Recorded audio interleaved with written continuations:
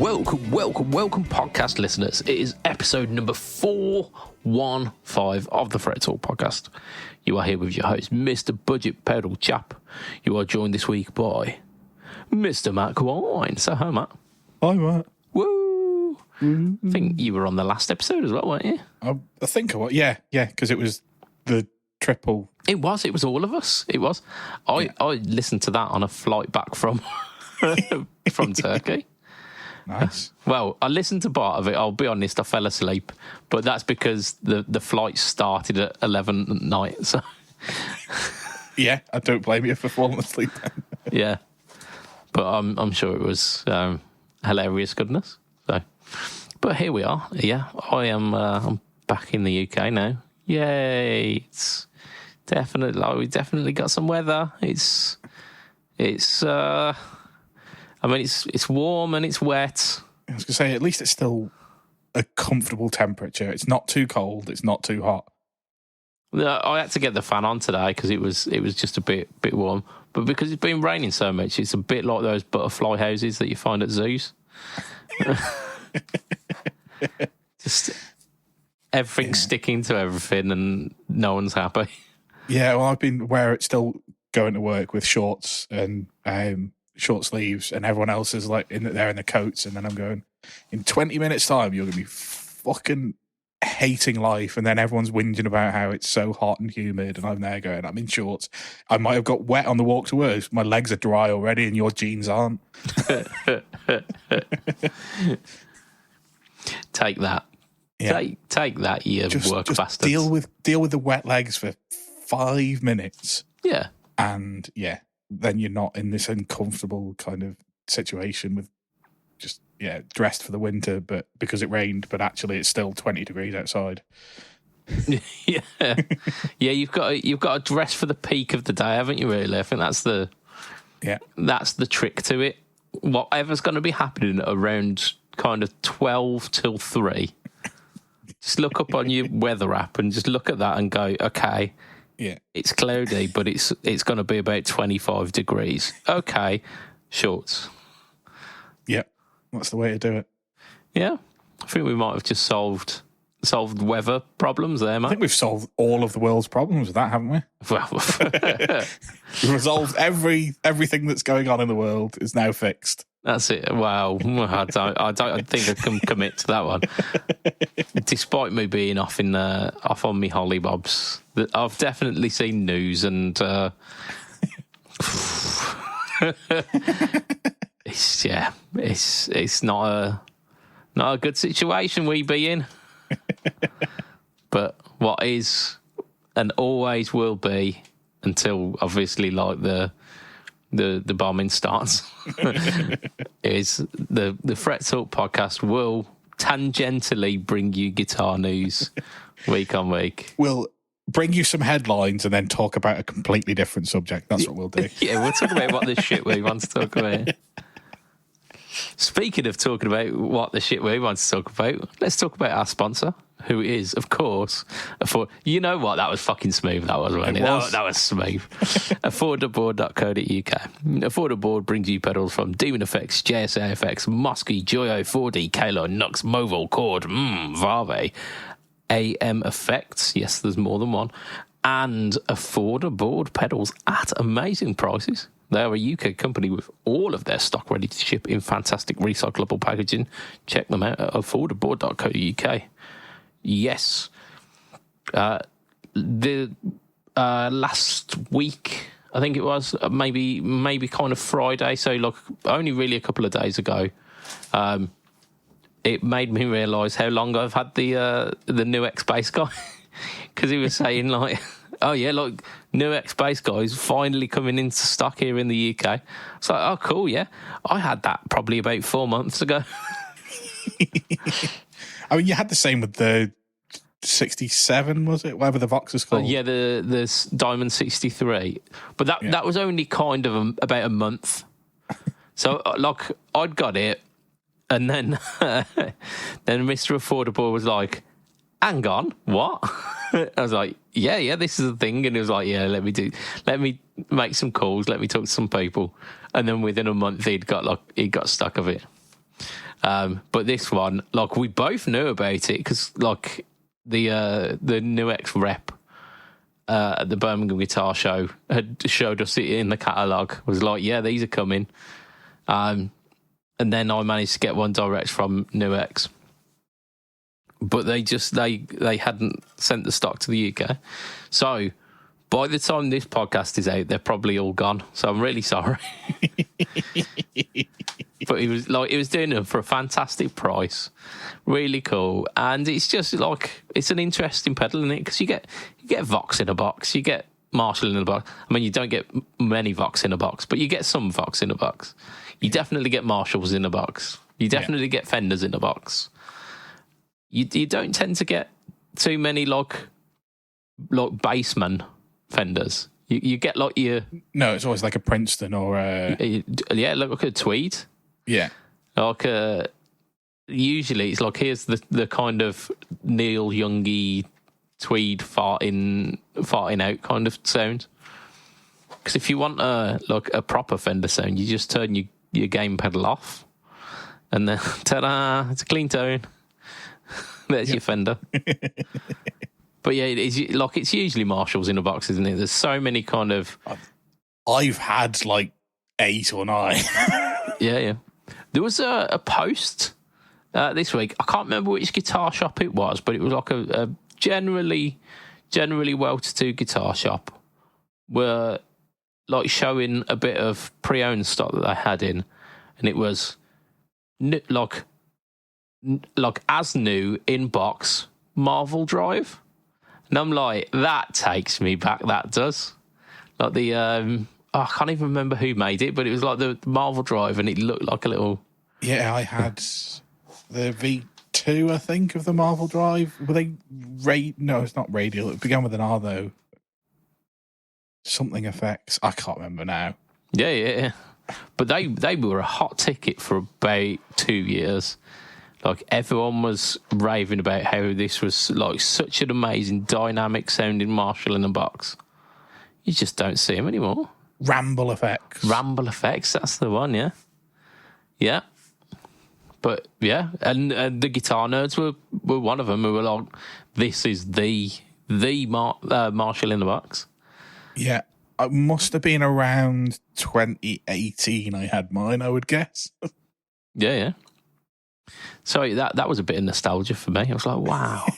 I haven't seen one of them in years. Yeah. But like, at the time, you were like, oh, these are going to be around everywhere. Yeah. Like, everyone's got one of these. They're saying how these are the best thing. And you're right, it did. It looked like a Marshall pedal, didn't it? Because they had the Marshall knobs on it, and it was a gold backplate and black at the bottom. And... Yeah.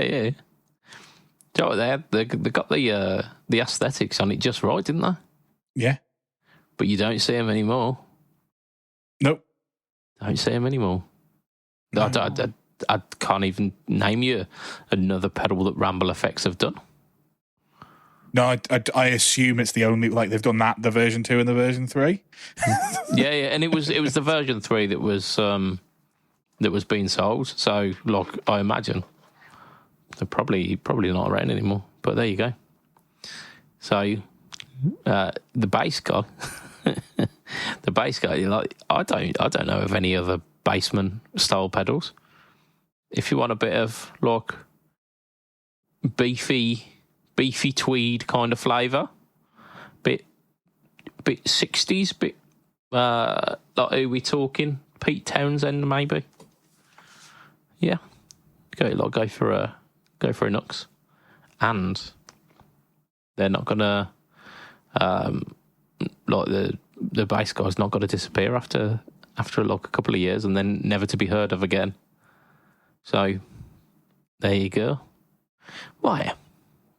What we usually do after our sponsor is we talk about shit news. We've got a treat for you this week. Got a treat for you because the news is so shit. Not just regular like normal news, but like guitar news as well. Is so shit that we've got 2 this week. They were fighting for shit supremacy. I looked at news number 4. We could have had 3 this week. Yeah. That was left on from a couple of weeks back. That was, but yeah, we could certainly could have. But we got to stick with the two. And the first one is by a company called Furch.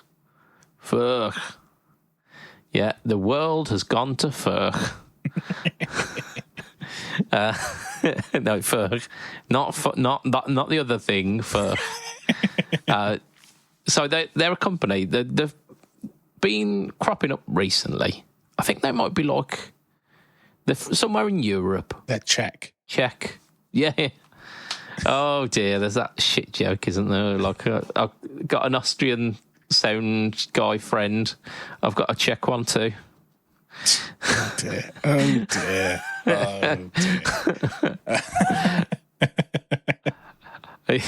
I mean, that's a little bonus shit joke, that is. You'll get another one at the end. But yeah, so they've been been pushing their stuff recently because I saw them in, it was like one of the Gear Street kind of things. Like they sent stuff out to a bunch of people. There's a couple of YouTube channels that I've got who have done some demos on them. But these are like the higher end versions. I can't remember what they're called, but they're like the higher end for guitars. And the idea behind it is they're creating acoustics that you can travel with. And the reason why you can travel with them is because the acoustics that they were like sending out to all these people and they were demoing at places like Gear Street had removable necks. Like you keep the strings on, you remove a neck, and there's like a little kind of pocket within the guitar which the neck fits into, and then it all just travels really nicely. So it like becomes really compact. It becomes like hand luggage kind of thing, and voila, you've got a true travel guitar. And then when you plugged it all together, they sound like decent acoustics. They were quite pricey. I think they were about like $1,500 or something like that. But you go, okay, it's taken some development of this like removable guitar thing. We'll kind of give it a pass. No, this guitar that we're talking about today isn't that. It's the same company. It's still designed with travel in mind, but as far as I can see, it's just a regular guitar. It doesn't come apart. Is it just like a Baby Taylor? It just looks like a Baby Taylor. So this is called the Furch Pioneer, and it is, as Matt has quite rightly and succinctly put, it's just like a Baby Taylor. It's just like a really small acoustic, isn't it? The Baby Taylors didn't have a cutout, did they? No, they didn't, to be fair. So here we go. Take that, Baby Taylor. And did it have the weird little kind of SD card slots on the top horn? No. Again, that's a win. That isn't that is it Ovation that have the little round bit that points at your face? Oh, I didn't think so. I can't remember who it is. Somebody started doing guitars like that like 4 years ago or so. Where you've got the sound hole that goes out the front and then one that gives you the sound out the side of it. Yeah, and this does that. So it's it does it with SD slots, yeah, which is a bit weird. It's not a sound hole; it's some sound slots, because we all know that sound really definitely good at specifically finding the 4 slices that you've put in this with your fucking bandsaw. Yeah, and don't erroneously put your SD card in there because you'll never see it again. Like if you've ever tried to get a pick out of an acoustic, it's pretty fucking hard. Try and get an SD card out of an SD card slot on a guitar. To be fair, I assume that goes into the same place as the sound hole, so it might come out the sound hole if you shook it like you were trying to get a plectrum out for 3 or 4 weeks. Yeah, so might all of that valuable data.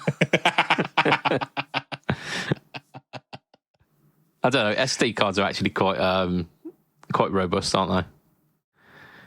But there you go. Oh, so it does look as if it expansion string adjustment screw. No, it's not. Okay, it's showing like a side elevation of like the carbon fibre truss rod thing. Yeah, okay. So I think you can get in through the back to adjust the truss rod, I think is what that is saying. Is okay. it? I don't know. It doesn't appear to, like, the neck come off like the other ones. No, it doesn't. But this weird, like, the truss rod also goes down the fucking heel of the neck as well.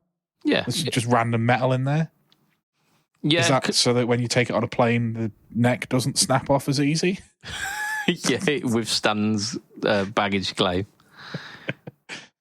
So it's got rather than having a truss rod through it all, it's like a carbon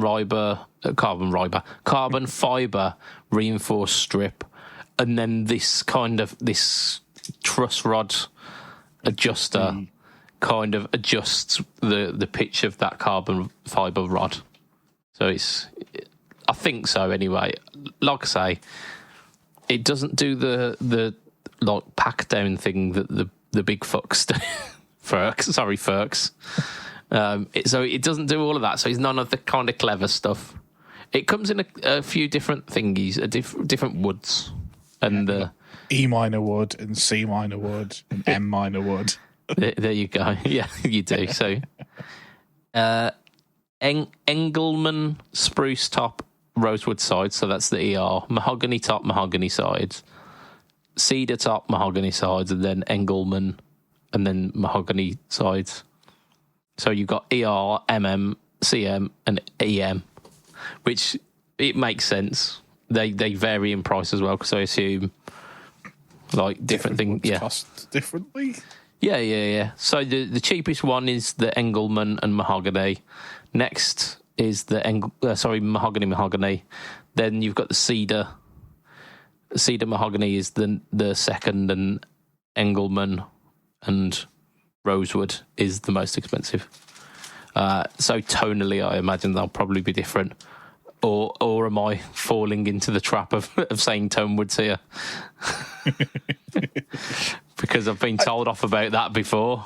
Yeah, I think it's a bit different on acoustics in it. Like, how is it like?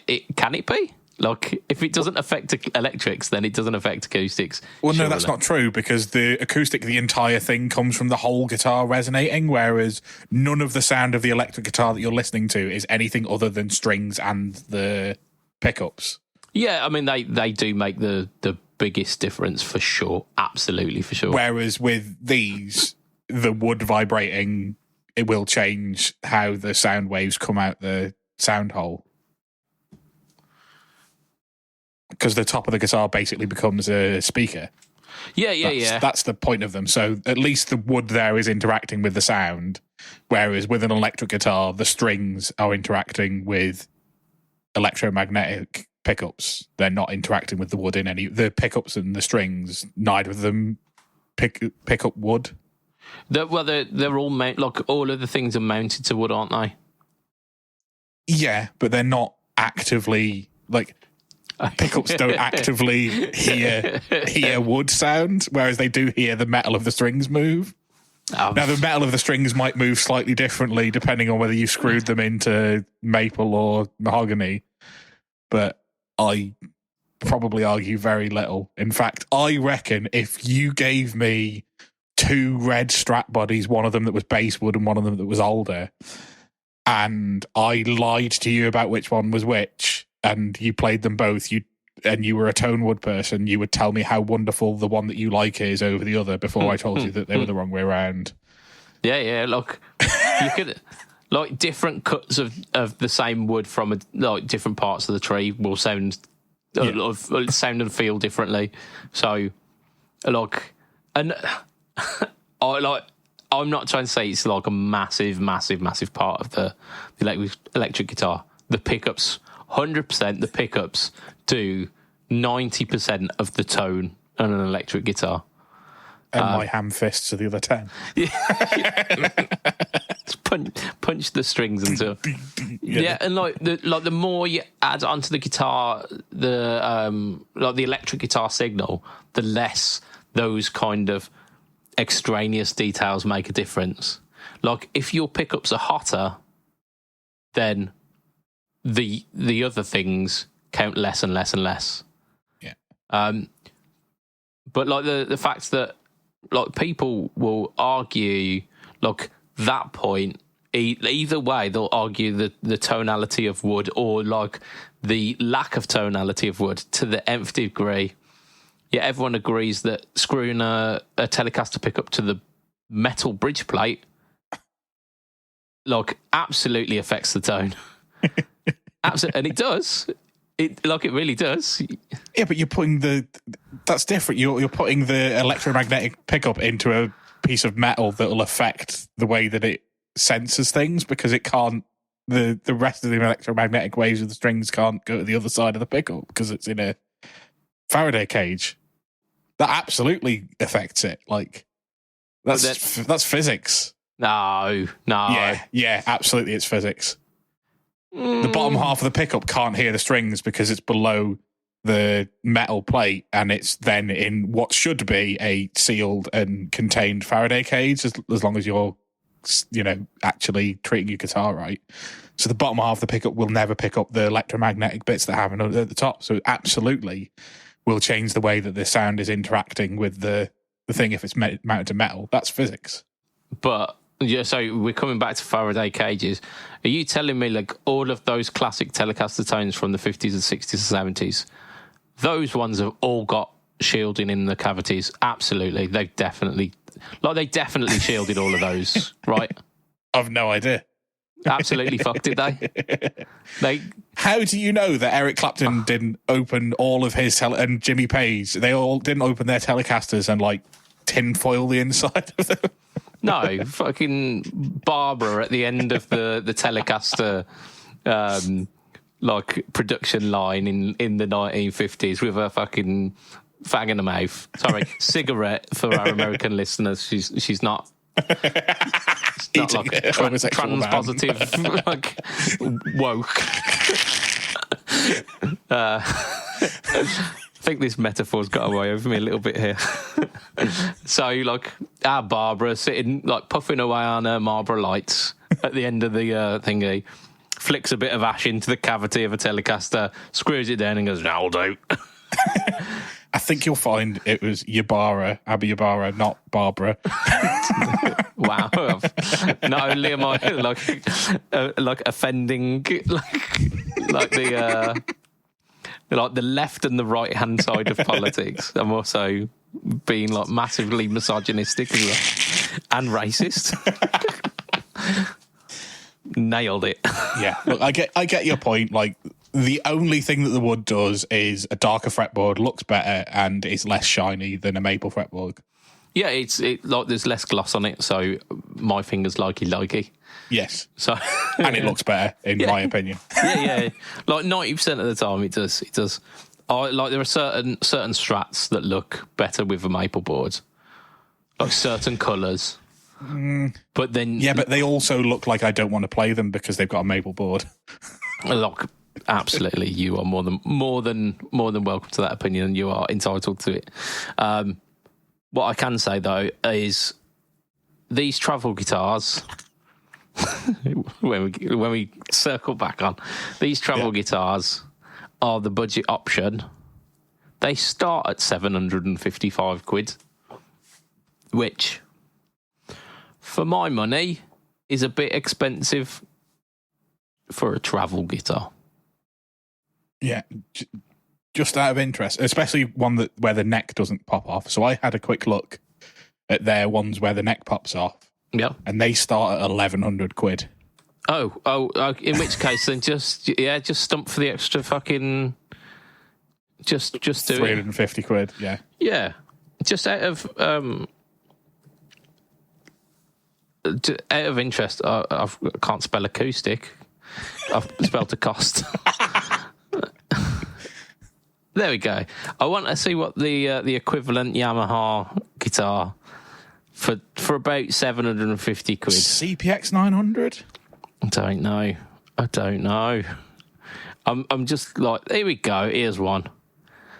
I've got an APX 700, which is like they're slightly thinner bodies, aren't they? The APXs. Yeah, so that would be more equivalent to a travel acoustic. The neck doesn't come off because it is a smaller bodied acoustic. The APX. Yeah, I mean, you could go for the silent guitar as well, which I assume that the sides come off that, so that'll be a really, a really good one. But yeah, not so much. Here you go. That's probably your best one, isn't it? A Yamaha Trans Acoustic. So it's got the built-in. Oh, is that the one with the natural chorus and reverb and delay? Yeah, like the built-in actuator, I think it's called. Yeah. I've been told these are really good as well. So here you go, solid spruce. Can't top. sell these to the right, though, can you? You're offending your right-wing politicians again, calling them a trans acoustic. Yeah. Yeah, what happened to our good old... Regular acoustic. Yeah, that's it. Biological male acoustics. Oh, no, wait, they've got holes in it. It's a biological female in it. Yeah, I want my acoustic with a dick. It's like God intended. Oh dear. So look, one of the trans acoustics would probably be your alternative Yamaha. They're supposed to be really good, and like in terms of just being an acoustic guitar, I was listening to our Steve Cassidy do his live stream this week on really shit hotel Wi-Fi, so it was cutting out every 2 minutes. But the bit that I did catch up on, like he said, he went in to buy a Taylor acoustic like some years ago, like, and he tried a couple. And like he'd gone up the like numbering system, because you get like the next number up is like the next kind of price up, and he was trying them and he was going, actually, you know what, this one is that much better than that last one, and this next one is much better. So like he'd psyched himself up to buy a Taylor. I can't remember the model number, but I don't think it really matters. It was kind of like mid-tier Taylor, which was, I think it was around about the kind of grand mark. And now one of the sales people just went, "Oh, we've just got one of these Yamahas in. They're really cool. Do you want to just give that one a blast?" And he tried that and went, "You know, sounds just as good, and it's like half the price. I'm going for that." So he did. He ended up buying a Yamaha Trans Acoustic, and he played it on the stream. It sounded lovely. I don't know what I'm looking for when it comes to acoustics. I will admit that I am a pleb when it comes to acoustic buying. Yeah, my experience of acoustics is Taylors play the most like an electric guitar, so I like them. Oh wow, that's how I would describe it. Is I've played some Martins, I've played some Taylors, I've played some Yamahas, I've played some Tanglewoods, I've played some there's a few other brands, and the one that I always go back towards is the Taylors, and that's just because they feel the closest to an electric guitar, is how I would describe it. Yeah, I mean that's essentially what I need to try then, because just try a load of different brands all around the same price point, and the one that feels the most like an electric, pick that one. I mean, that's the reason why I kind of tend to gravitate towards the Spanish guitars, because the strings like on classical, those, like the nylon strings. Yeah. Because the strings are like they're softer, so yeah. I mean, because like you've got to have thicker gauge strings for an acoustic, because you can get away with 11s on an acoustic though. It's not too far away. Yeah, but it's still a little bit too much, isn't it? It's still a little bit too much. I mean, yeah, but are you really going to be doing like a 1.5 step bend on your fucking acoustic guitar? Like, if you are, just buy an electric and play that. Okay. Matt told me to. Oh dear. And that's been my thought process the entire time. I've had enough money to buy a nice acoustic. I've went, well, I do like electrics, and then I've bought an electric instead. Yeah, I can't argue with that. The one that I tried, and it's like the acoustic that got away for me, is that not Yamaha, Ibanez were doing in the Exotic Wood series. So like it's an acoustic, but it's got quite an extreme cutaway. Yeah. So they've got it's almost kind of like a crescent moon kind of shape cutaway. And they were doing one which was a nylon string. and it was like an exotic wood one, and it was about 450 quid. And like just for shits and giggles, I tried one the once, and I was like, this is really, really nice. It plays really nice because it's got nylon strings, so I could get away with that. Yeah, but it'd be a pain in the hoop to restring it, wouldn't it? It would, but I wouldn't need to sort that. Like I'd take it into the shop every time and just go, it's broke a string, fix it for me, please. Or I do like I do with most of like my instruments, which is just don't change the strings on it. To be fair, I've got a mate who has a nylon stringed acoustic that he has had since he started learning the guitar at 8 years old, that still has those strings on that from when he was about 8 years old. Shit me. And they function. I'm not going to say it sounds wonderful, but it was like a 3/4 size acoustic bought for a child for them to work out whether they were actually going to stick at playing the guitar, which he did, and moved on from that guitar. Yeah. And nylon string acoustics, my experience is they're fun for about 30 seconds. Yeah, like I like them because, like, not necessarily like the strumming's not the same. It doesn't deal with a good strum, but you can kind of play them like an electric.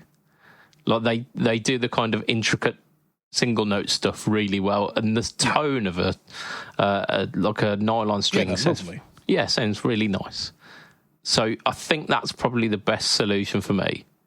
The problem with like traditional Spanish acoustics is that the necks are like sandals, like the width of a sandal. Yeah, my experience with capoing one of those is get a hair bobble and a pencil. Yeah. Because they're flatboards.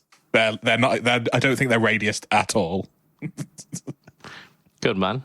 Like well before the shred movement. Yeah. Forget your 14-inch radius. That's way too curved. Yeah.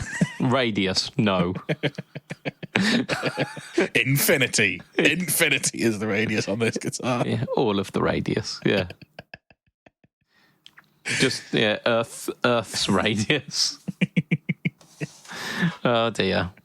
So yeah, that's. I think we're to these guitars. We're saying fuck no, aren't we? We are. It doesn't hit in any of the categories. As an acoustic, there are better options. As a travel guitar, there are better options. Yeah. The only thing that it's got going for it is guitar. I mean, I think it's probably the best guitar with SD slots pointing at your face. Oh, there you go. Well done, Ferg. I imagine they will probably sound really nice. Like the feedback that I've got from other people about these Ferg guitars is that they are well made and they sound really good. So it's probably not unfair to ask the money for them. I just don't think I want to pay that for one. So that's my reasoning for this one being on the shit news. However, shit news number 2. Whoa, we've got 2 shit newses. Sundragon are a company? ? I think so. They're a company. They make amplifiers. They also take the piss with their pricing for these amplifiers. So I believe that the guitar amps that Jimmy Page has been using for years, and they're modelled on the early sound of Led Zeppelin,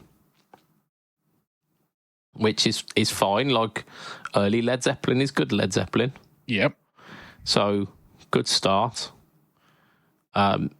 They, like I say, they do a fair few things. They do like a big, like the Super Dragon, I think is the like the big amp version. I'm just going to check on their website because I don't want to. Like. There we go. I know nothing about these guys at all. I'd seen them around. Yeah. There you go. The Super Dragon, made in November 2023. So they've not been around that long actually. But they look like old Plexis, but they've got the Sun Dragon logo. They also make a few standard edition amplifiers. They do like a little, I think it's a 10 watt combo. I can't remember, but it's like a little version of the big boy. What they're doing now is they're doing a really, really little version, so like a 1 watt version. You're like, cool. They suggest that it's like it gives the same. Let me go back to the article because like there's some audacity going on here. Some interesting wording is how I would describe it. Yeah, low wattage, small footprint combo amplifier promises, not promise, he ain't fucking doing it though, is it? To deliver Jimmy Page's iconic tone, like stadium filling tone in a package suitable for home use. So 1 watt, but delivers like 100 watt tone. Does it? Fuck. Yep. Yeah, it's a really small amplifier. I can't see where it's telling me what the speaker is in this, but it looks like it's an 8-inch speaker. It might not be. It might be. It is. I've gone on their website to try and find it, and it is an amplifier that uses an 8-inch custom Amperian speaker. Well, it's gonna sound shit. It's like, never has there been an 8-inch speaker in a guitar amplifier, which you haven't said. And that sounds boxy. Because it's 8-inch, like it's, oh, there we go, single 8-inch combo, yeah. 2 12 AX7 tubes, 1 watt and a quarter of a watt setting. Yeah, I mean, he does say that it's ideal for home practice without disturbing anyone. But how is it going to fill a fucking stadium then? It doesn't say that it necessarily does, but it will give you the tones of that. But it won't. Like, if you plug it into a fucking 8-inch speaker, it's not going to give you those tones. Part of that stadium filling tone is the fact that he's pushing air. He's pushing air with at least 8 12-inch speakers, if not more. Yeah. Like, you could get away with it maybe with 2 12-inch speakers. Even then, it wouldn't sound the same. No.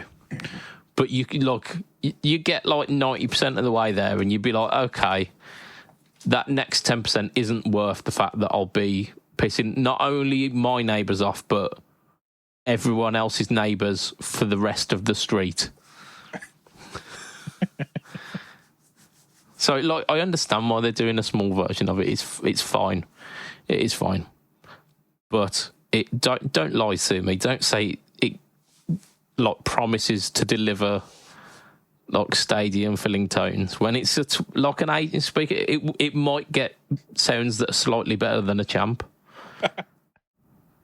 If you're lucky. But I don't think that kind of marketing would sell what they are asking for this. Yeah. Yeah, it's got a line output as well for if you wanted to record with it, because you don't want to record the 8-inch speaker. Yeah. Yeah, I mean they look quite nice. Like the Tolexing on it is kind of like looks like a wallpaper pattern. It just looks like scuffed Tolex. Like it's like somebody's thrown it on its face and then run it along a fucking street behind the car for a minute and then picked it back up again. I would say it's very kind of live, laugh, love fireplace kind of like aesthetic. It doesn't look bad, and then it's got like a white band of Tolex around the outside, so it's almost like it's got binding. But we're pussyfooted round this, aren't we? We are not saying how much they are asking for a 1 watt combo. Yeah, I mean, what is a Champ these days? Like £400? Oh, they've got to be more than that. I'd be certain. Maybe, I don't know. No, because like a Blues Junior is only like $650. And yeah, you would think it'd be. I am very wrong. The Champ has got a 15-inch speaker now. Okay. So that's now 1,300 quid. Nope. So that can fuck off. Are they still doing it where it's just like volume, tone, and gain? Or is it? It's not. It's just volume and tone, isn't it? Yeah. No, you're wrong. It's just volume. Oh, okay. On a 15-inch speaker, and they're charging you 1,300 quid for it. I mean, the vaporizer was had more control. Volume, tone, and reverb, and then a foot switch for you to bypass the volume and the reverb to make the volume all on and the reverb all on. And I don't understand why that was a setting. Vaporizer. That's why. But the tone circuit's still in there, so why didn't they just do it for the volume? Like, I get whack the volume right up. But, yeah. And the other thing, if you turn the volume off but the reverb all the way up, you could have quiet guitar but with reverb on, but with no volume, but the reverb was still. And that made the vaporizer, it was a weird amp. Yeah. I had some issues with it, and instead of getting it fixed, I put it in a cupboard. Yeah, because I think I paid £199 for it, so it's probably been more expensive to fix it than it was worth. Yeah, and the utility of it, you know that it's quite a cantankerous thing to work with. Oh, it's a pain in the ass. I ran it stereo with the Vox mostly as a monitor. Yeah. Coolest monitor going.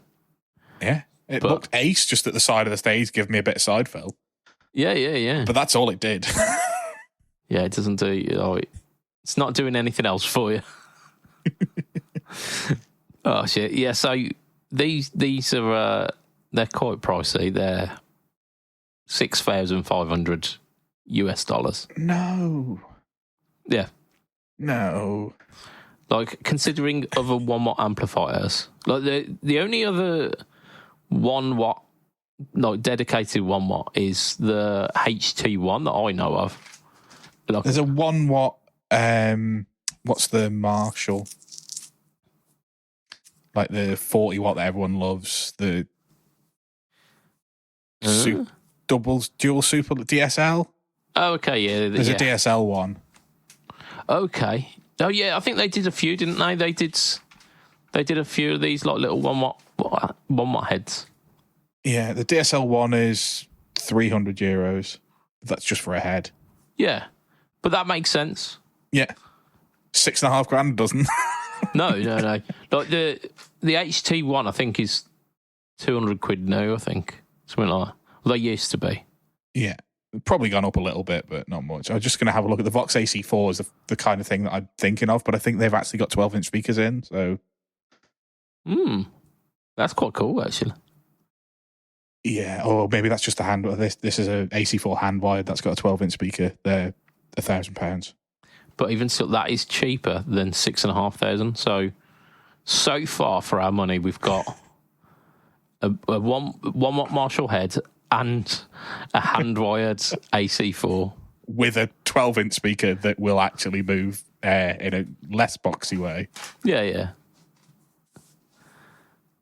So I'm not entirely sure where these guys get off, because $6,500 is fucking ridiculous. Jimmy Page set the company up, so I guarantee they're already sold out. Yeah. But not because they're good, because Jimmy Page's name is on it, basically. Well, there you go. It's not about who you know. What you know, sorry. It's about who you know, isn't it? Yeah. If you know Jimmy Page. He's definitely getting a look of not the same person these days. He does not look like the man who used to be in Led Zeppelin. No, ever since the Beijing Olympics where he played the Spice Girls in a bus. He played with the Spice Girls in a bus and looked like an older version of one of the Spice Girls, basically. I have said for a while that he looks like a Chinese lady, like an old Chinese lady. He definitely does. He definitely does not look like a man who used to be in Led Zeppelin. But you know what? You do you. He does look like he should be cooking some form of like rice and vegetable dish from a market stall in like Dandong. Indeed. Instead, he's asking $6,000 for an amplifier. For a 1 watt amplifier. Fuck's sake. Right. What have you been up to? I don't know. Do you want me to go? Go for it. Go for I've it. not done much. I've been learning a couple of new songs. We are rocking up some modern pop to try and engage the youth, is how I'd describe it. We've... This sounds very much like a upper management move, this does. Look, I actually, I'm not really one for modern pop music, but I don't mind Chapel Roan. Okay, yeah. And so we've had Hot Togo in our set for a little while. Hot to Go. Yeah. that when I first heard that song, because like the way that the song's kind of like the backing behind it, and I was listening to it in a car at the time, my brain didn't realise she was spelling Hot to Go, and it was HRTTRGR. I was like, what the fuck does that spell? Yeah. So, like, I've been at odds with Chapel Roan ever since my brain, for some reason, told me that she was trying to spell something.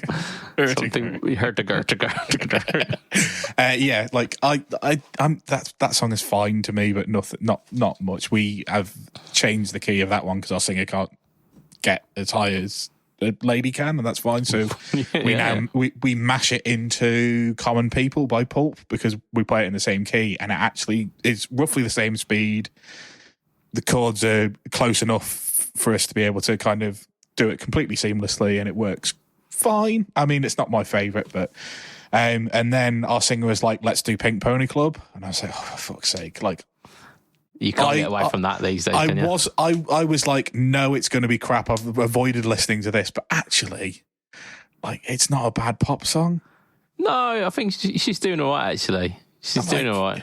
It's way better than I thought it was going to be. Like I say, I just avoided it completely, and I completely get the sentiments of somebody wanting to escape and become themselves and go somewhere where they can be themselves. I understand that part. That's how the song is. That's what it's about, and it's a fun little pop song. It's not your it is 4-chord pop, but it's not your normal 4 chords. It's a little bit different. It sounds a bit different. It's a little bit wacky. There's some layers to the song. It's not just a case of everything is the same drum beat. Everything is at the same tempo and the same volume. It's like it's got some light and shade. Like it's actually put together as a song. It's like how songs used to be before 2009. And it's good fun, and it's got quite a good guitar solo in it. Like, it's not wonderful, but it's better than anything we've had in the last 15 years in pop music. Absolutely. And it's actually made me learn how to play the guitar again because it's a bit widdly. Nice. I'm for that. Yeah, so we've dropped it a little bit so our singer can sing it, but yeah, it's good fun, and I've actually enjoyed learning it. Indeed. I mean, you're going to tell me now that you're quite fancying a mojito and a spa day. Yeah, well, what we've worked out is we've now basically got a gay anthems section towards the end of our second set, because we do that. We do I Will Survive. We've got Tina Turner's version of the Creedence Clearwater Revival song. Yeah. And a couple of others that will the other Chapel Roan one, and so we've basically got the gay anthem section just before the end of our second set. I mean, say what you want about a gay anthem, they get booties moving. Exactly. The gays know how to party. It shall be said. Yeah. Yeah, and like, yeah, it gets everybody moving as well. It's not like, obviously, though they love it themselves, but it gets everyone up and dancing. Like, they're all songs that are, people will get up and enjoy themselves. Totes. Yeah. So yeah, I mean, that's what I've been doing. The other thing, and I remember, I wrote it down because to ask you a question, because the singer's Strat has got those stupid bent metal saddles. Yes. And he keeps snapping strings on them. And I can't remember what you put on your Strat. Is it the block ones that you buy to actually get a decent bridge on a Strat? Yeah, you could, like, Strat saddles are ultimately replaceable. You can just replace them with whatever the fuck you want. Like, you could even just, rather than having the bent steel, like the bent steel saddles, you could just put little blocks of Lego underneath it and you'll be fine. Yeah. But, like, if you were going to upgrade from this shitty bent metal things that tear your hands to shreds and are made of cheese and don't work particularly well, would you go for the block saddles? Yeah, like they work. Like the block saddles are designed basically. Like they're modern saddles, so they're designed to actually fucking work rather than. Yeah, and that's what he's just like. I'm fed up of snapping strings because these cheese grater saddles have turned into cheese graters. Yeah, and like, if you have to adjust them down at all, the grub screws stick out the top of them, and like, they're just very inconvenient. Whereas the block saddles tend to, like, the grub screws tend to be shorter. Yeah. So, look, even if you do adjust them down, they're not popping over the top of the saddle. What you've got to watch out for is string spacing, because there are two different types of string spacing on a Strat. Yeah, 10.5 and 10.8, something like that. 10.3 and 10.8. Something like that. And if you get the wrong ones, they won't work. Yeah. Like your strings splay out basically, and they don't fit then over the fretboard. I found that one out. Yeah.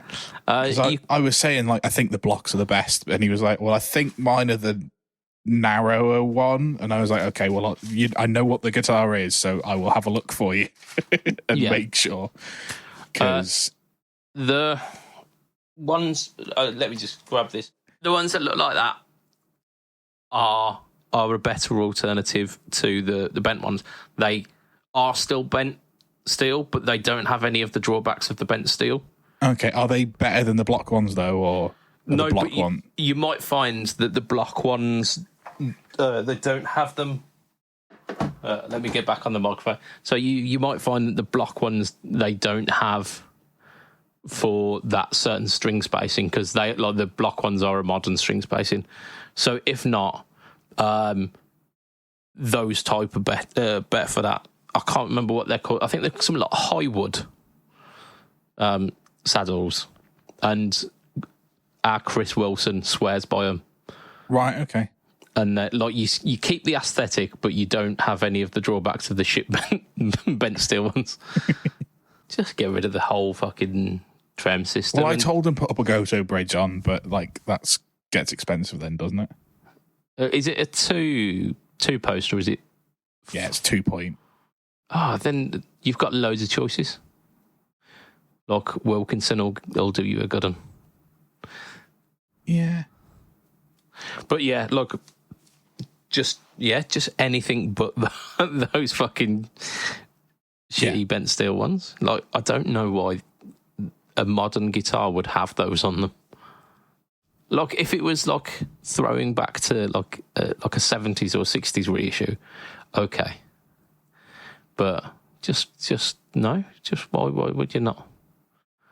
Why would you not just have good things on it now? Yeah, just make it not the shit one. Yeah. Like those fucking vintage tuners. Look, the vintage tuners are absolutely fine. Yeah. I know. Well, I'm still not sold on them, but I look, mine is based on a problem that I had with a specific Stratocaster that I had, and I've held on to that vengeance since, as is my right as a guitarist. But yeah, so we're going to do a final bit of news for now because I've looked at the time, and we're getting close to that. Nuix are a company. I like Nuix. They treat me really nicely. They send me stuff and get me to demo their stuff, which is nice. But this, I'm going to be unbiased because no, I'm not actually. Fuck that. I'm gonna be nice to Nux because they're nice to me. That's the way shit works. No, the Nux Amp Academy is a pedal that's quite ubiquitous in the budget world. You see them on boards all the time, and they're a bit like a budget version of something like a Strymon Iridium, where you're not overwhelmed with loads and loads of choice like a modeler. And it's just, you've got like three or four like amp settings on it, which are selectable, like via a little flick switch. There's a couple of different cab models, so you can like mix and match certain bits of it. There's like, I think it's like a switchable boost for each thing, and then you can like A/B between two, like you A/B between like a high and a low gain side. It does what it does. It's like I say, they're ubiquitous, so they're usable. And I demoed it and found it really quite useful. They've been overhauling a few of their old pedals. They overhauled the Solid Studio, I think it was called, which was like their cab version of the Amp Academy, and they've turned that into like a multi-effects thing where it's like loads of different cab choices, but then reverbs and delays and whatnot, so that you can get everything that you need for like an IR loader. They've now done it with the Amp Academy. So the new one is the Amp Academy Stomp, and it's got shitloads of stuff in it. So it's now no longer like a kind of double-sized standard pedal that's got like three options. It now looks like a little multi-effects unit. So you've got three foot control foot switches. You got a few little like mini buttons, and then like some knobs and some I/O stuff. It looks a bit like a mini HX Stomp. Like, in fact, it's probably a really similar size, isn't it? Yeah, I would say so. So it uses the white box TSAC 4K modelling, which sure of course you can get 4K modelling of amps. Of course, I think it might be the same one that they use in the Nux Trident, and I can tell you, yes, it sounds good. It sounds really good. Like really dynamic, really, really usable. A little bit bright, but you can like easily dial that back. Very dynamic, very touch responsive. All of the stuff that you want. So it's got those in it, but it's got 9 effects blocks. So I think that's even one more than the HX Stomp. Noise gate, compressor, equalizer, delay. I think it might be like some of the cheaper units where you've got 9 effects blocks, but some of them are set. So the noise reduction is always going to be a noise reduction. Then you've got like a few that you can put beforehand. The EQ is always an EQ. The reverb's always a reverb. That kind of thing, which is it's fine. Like, you can add what you want to add. When are you ever going to want 9 drive pedals before your amp? Well, funny. He says with about 9 drive pedals on his belt. Oh dear. Yeah, so like there's stereo effects in there as well, because it has stereo outs.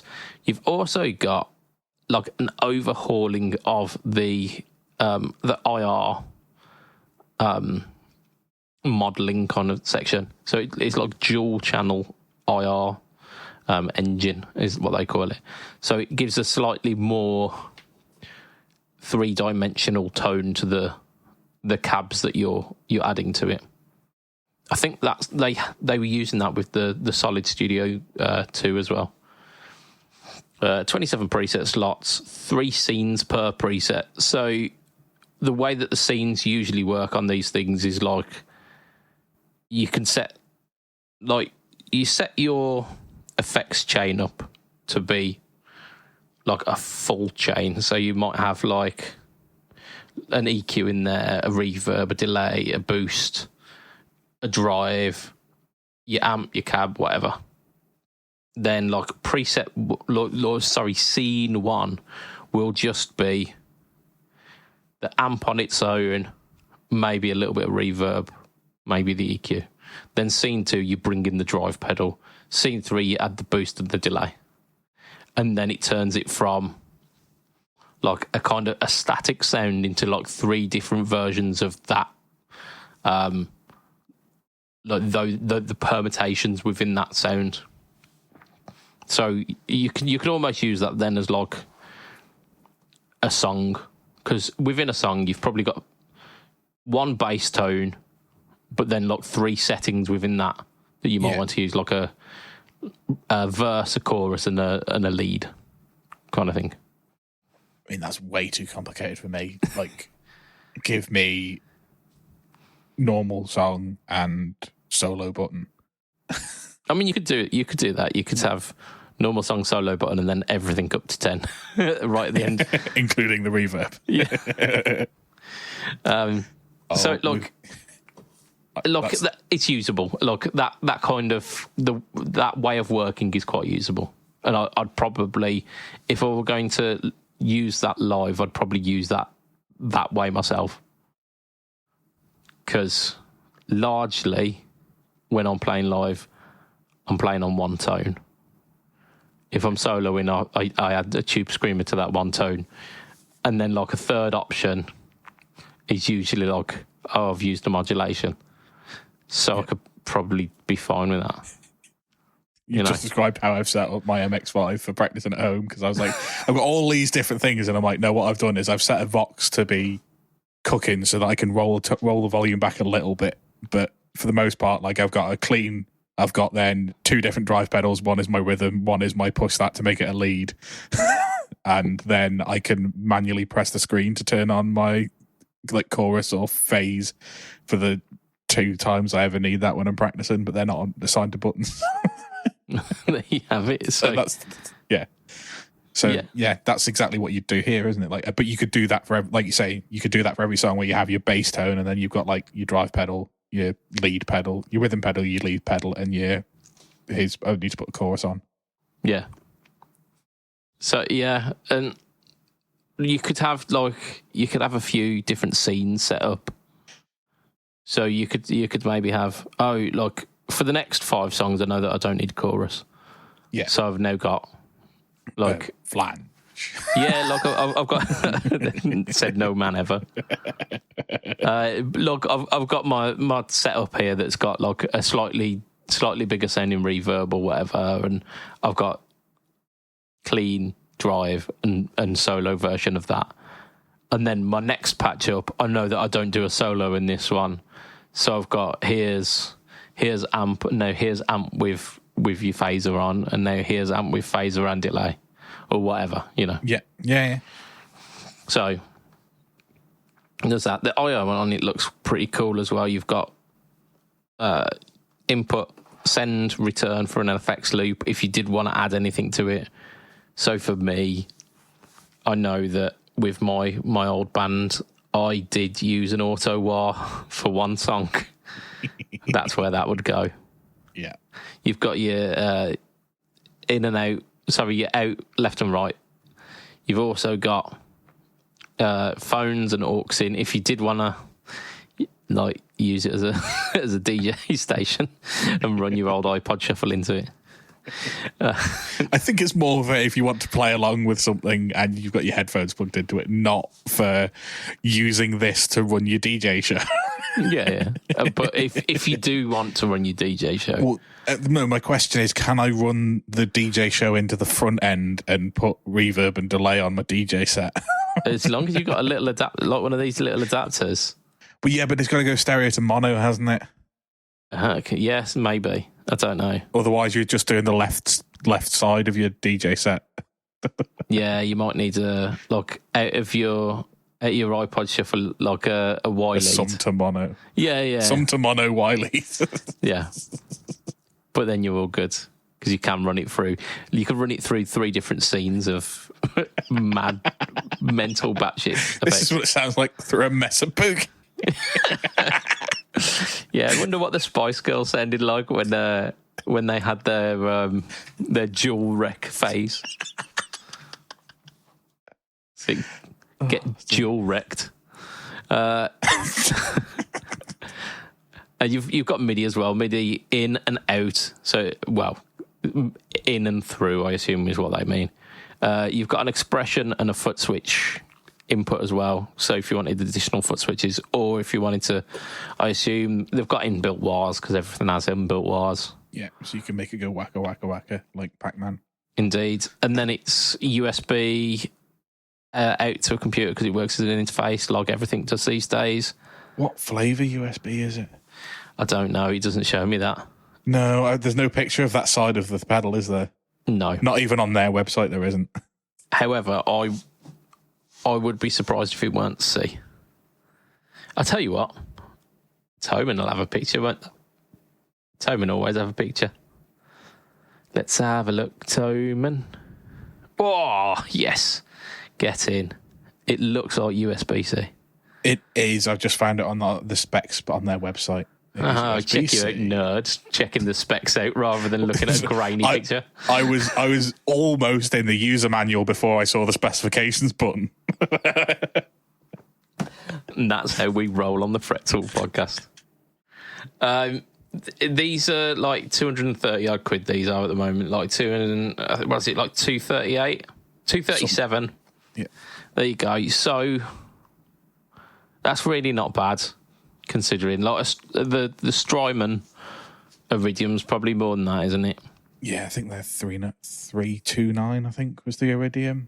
Yeah, whereas this is basically like a mini HX Stomp. Oh, yeah. 379 for the Strymon. I could probably gig this if I wanted to. Yeah. So, yeah. It's like I think it's well worthwhile. It's opening up that kind of that lower end of the market. And just giving people options because like I know I use the HX Stomp and I got in on that when when times were good, like it was like 400-ish quid when I got it, and I was begrudging when I bought that, but they're closer to like 700 now. Yeah, and justifying that it's tough. It can be tough, and if you're going out there and gigging. Like doing the occasional like weekend gig, and you're like, I can't justify owning like a 700 quid piece of like 10-year-old equipment by now. Yeah. Also, especially, I can't do that and then put it on the floor near drunk people with pints. Yeah, absolutely. You're more willing to do it with a like friend. Yeah, well, 237, so not even 250. Yeah. So, yeah, I could easily do that. Could easily do it. And like I say, I could probably get, with that and the wah pedal, like the auto wah that I have, with those two, I could probably recreate most of my pedal board and my amp. Yeah. So, yeah, it's doable. Well, I think that's where we end for the week because we're at time now. So I'm going to extend a thank you to you, our listener. You are lovely people. You have made it this far. Thank you very much. We appreciate your support on getting to the end of one of these podcasts. We really do appreciate it. We're going to extend a thank you to our sponsor, which is affordable.co.uk. Just check them out. Go over there. Check out affordable.co.uk. You will find something that you want. I can guarantee it. You will find something. We're going to extend a final thank you to our Patreon backers, who, for as little as $2 a month, you can be part of that exclusive crew, and you not only get additional Patreon stuff, which I think last week we released 2. Like, we weren't expecting to release 2, but we released 2. And like, you also get your name shouted out on each and every one of these podcasts as a little thank you to you. So our Patreon backers are as follows. We've got Mr. Adam Yeomans of Chef Tone Effects. We have got Mr. Hugh G. Rection. We've got Mr. Mike Cox Long. We've got Mr. Gary Goldencock. We've got Mr. Ben Fletcher of Fletcher Pickups. We've got Mr. Brian Gower of the Tone Jerks podcast, the Second Button podcast, and the Off the Rails podcast. We've got Mr. Diabetes Foot. We've got Mr. Jason Wharton of Jason Wharton 82 and of PBOD. And we've got Mr. Gareth Brand. Much appreciation to you Patreon backers. We appreciate your patronage. If you want to find me online, I am Mr. BudgetPedalChap. You can find me Instagram, Facebook, YouTube, and Threads, and Blogspot. I can't remember what it is. I've got it on a tab here. Let me check it. So it's budgetpedalchap.com budgetpedalchap.blogspot.com. There we go. I've added a couple of different pages to this now as well. There's an About Me section, so you'll get to read the little story as to why I started doing the Budget Pedal stuff. It's an interesting read, if I do say so myself. Also, this week on the No Talk All Tone series is that thing that I've definitely recorded. I got back last night, so there'll definitely be something. I'll do something. I might even do that Univibe vid. I was talking about the end game of Univibe. We'll see. Matt, where can we find you online? I am at heel_MacU on Threads and Instagram and in the Facebook group. That you are. Right. So from myself, Mr. Budget Pedal Chap, from Matt Quine. So bye, Matt. Bye, Matt. I almost called you Leaper Dabba Babba Do then. I'm definitely not Lee. No, you're not. It will be a tatty bye and good night for this week. Good night of it. Bye. Bye.